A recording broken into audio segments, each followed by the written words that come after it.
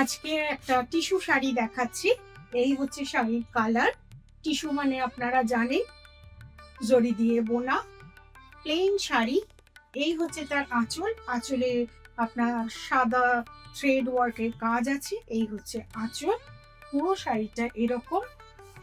আমি আপনাদের একটু ড্রেপ করে দেখিয়ে দিচ্ছি শাড়িটা দেখতে কেমন লাগে, ড্রেপিং লুকটা।